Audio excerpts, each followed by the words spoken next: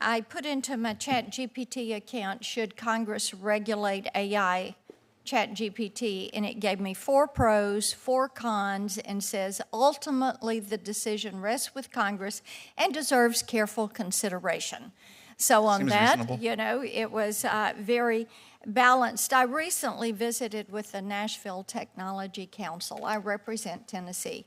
And of course, you had people there from healthcare, financial services, logistics, educational entities, and they're concerned about what they see happening with AI, with the utilizations for their companies. Miss Montgomery, you know, similar to you. They've got healthcare people are looking at disease analytics. They're looking at predictive diagnosis, how this can better the outcomes for patients. Logistics industry, looking at ways to save time and money and yield efficiencies. You've got financial services that are saying, how does this work with quantum? How does it work with blockchain? How can we use this? But I think as we have talked with them, Mr. Chairman, one of the things that continues to come up is, yes, Professor Marcus, as you were saying, the EU, different entities are ahead of us in this, but we have never established a federally given preemption for online privacy, for data security, and put some of those foundational elements in place, which is something that we need to do as we look at this. And it will require that Commerce Committee, Judiciary Committee decide how we move forward so that people own their virtual you.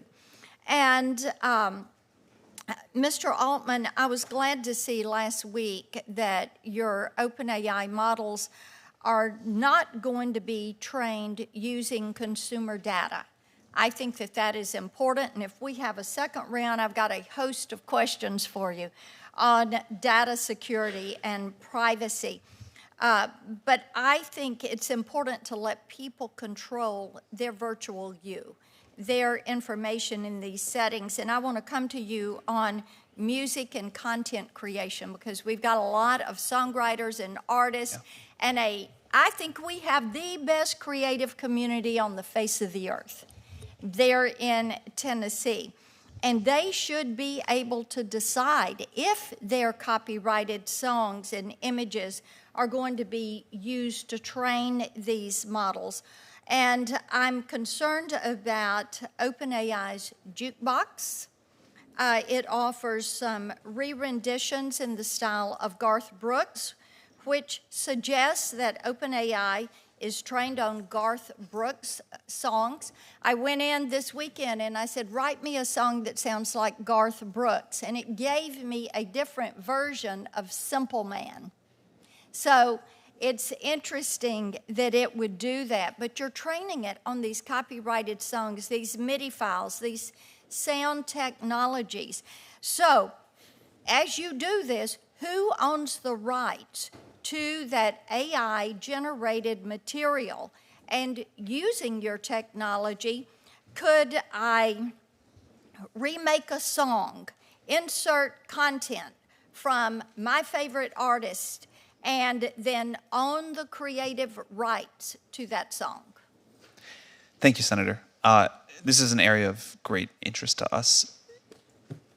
I would say, first of all, we think that creators deserve control over how their creations are used and what happens sort of beyond the point of them releasing it into the world. Second, I think that we need to figure out new ways with this new technology that creators can win, succeed, have a vibrant life, and I'm optimistic that this will present it. Then let me ask you this. How do you compensate the artist? That's exactly what I was going to say. Okay. We're working with artists now, visual artists, musicians, to figure out what people want. There's a lot of different opinions, unfortunately, and at some point we'll have to. Let me ask you this. Do you favor something like Sound Exchange that has worked in the area of radio? I'm not familiar with Sound Exchange, I'm sorry. Streaming. Okay. You've got your team behind you. Get back to me on that. That would be a third-party entity. Okay. So let's discuss that. Let me move on. Can you commit as you've done with consumer data, not to train ChatGPT, OpenAI, Jukebox, or other AI models on artists and songwriters' copyrighted works, or use their voices and their likenesses without first receiving their consent. So first of all, Jukebox is not a product we offer. That was a research release, but it's not, unlike ChatGPT or DALL-E. Yeah, but we've lived through Napster. Yes. That was something that really cost a lot of artists a lot of money. Oh, I understand. Yeah, for sure. In the digital distribution era. I don't know the numbers on Jukebox on the top of my head as a research release. I can follow up with your office, but it's not. Jukebox is not something that gets much attention or usage. It was put out to show that something's possible. Well, Senator Durbin just said, and I think it's a fair warning to you all. If we're not involved in this from the get-go, and you all already are a long way down the path on this, but if we don't step in, then this gets away from you. So are you working with the Copyright Office? Are you considering protections for content generators and creators in generative AI? Yes, we are absolutely engaged on that. Again, to reiterate my earlier point, we think that content creators, content owners need to benefit from this technology. Exactly what the economic model is, we're still talking to artists and content owners about what they want. I think there's a lot of ways this can happen, but very clearly, no matter what the law is, the right thing to do is to make sure people get significant upside benefit from this new technology.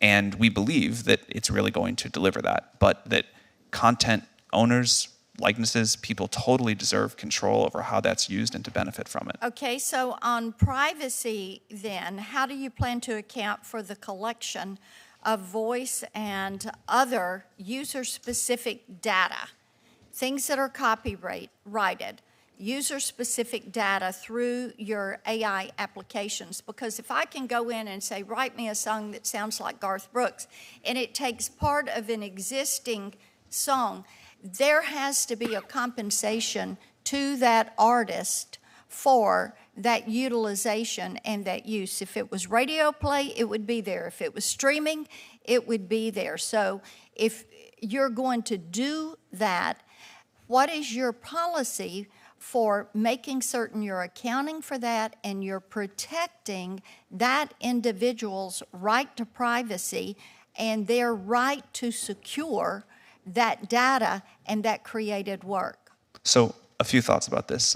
Number one, we think that people should be able to say, I don't want my personal data trained on. I think that's right. That gets to a national privacy law, which many of us here on the dais are working toward getting something that we can use.